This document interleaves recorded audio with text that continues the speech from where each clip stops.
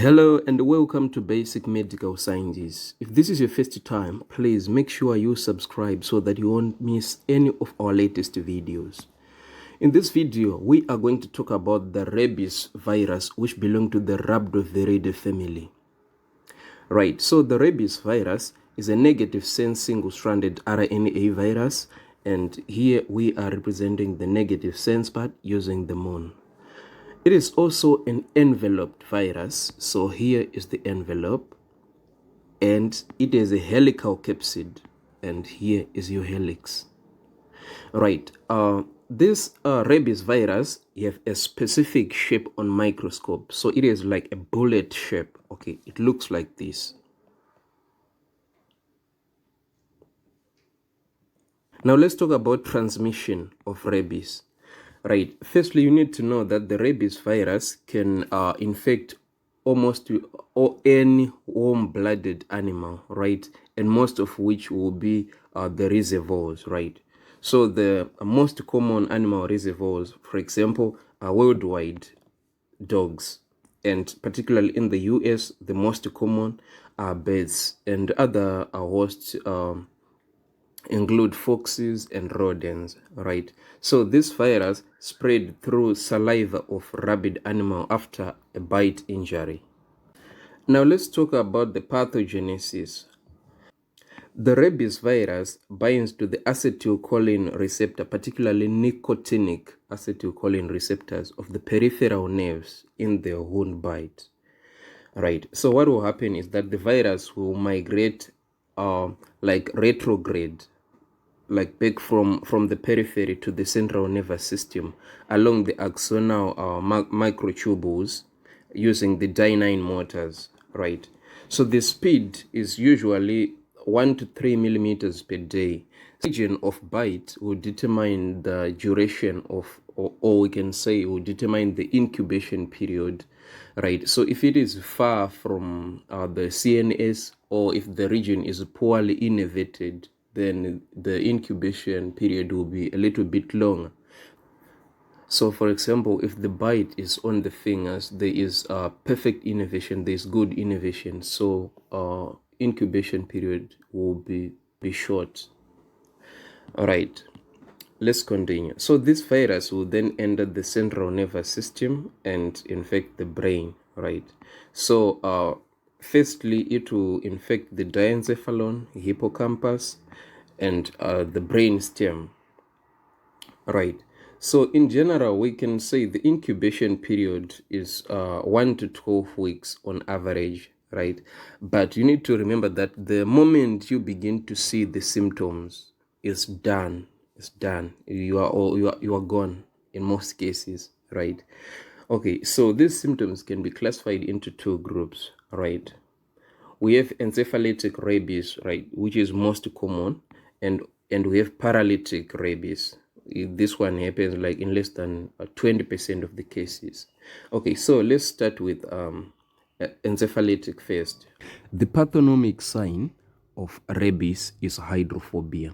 The patient will experience involuntary painful pharyngeal muscle spasms when trying to drink any liquid, right? And in severe cases, by only seeing water or any kind of drink, the person will vomit.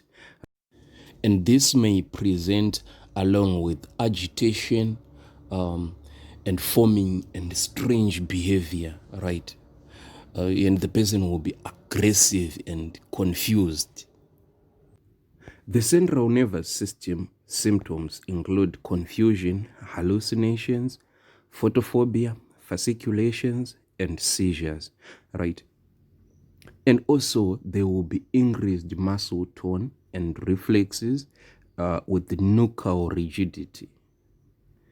Autonomic symptoms include hypersalivation and hyperhidrosis, right? So hyperhidrosis, this is actually sweating, right, which is unusual, and it does not occur as a result of heating or whatever, like normal physiological sweating, right? And also there will be coma and death within days to weeks of development of neurological symptoms, right? Moving on to paralytic rabies. In this case, there will be flaccid paralysis, which will gradually ascend, like it's an ascending paralysis and spreading from the wound bite, right? And the other symptoms include paraplegia and loss of sphincter tone, not forgetting respiratory failure and death. Okay, now let's talk about diagnosis of rabies, right? Firstly, we need to know the history, right, which is specifically exposure to a potentially rabid animal, right? So from there, then we'll do our laboratory diagnosis. And firstly, we can do serology, like using the serum. In non-immunized individuals, right, we will detect what? Rabies antibodies. And if the individual was immunized, there will be rising serum antibodies over a few days, right? And also we can also do lumbar puncture, like cerebrospinal fluid findings will be like similar to what, or characteristics of encephalitis. And here we are talking about lymphocytic pleocytosis, and you know the glucose level will be normal, and maybe we can have like a slight increase of our proteins, right? And on skin, in some books say you can take hair, right, from the back of the neck, right, for to do a reverse transcriptase polymerase chain reaction and immunofluorescence staining.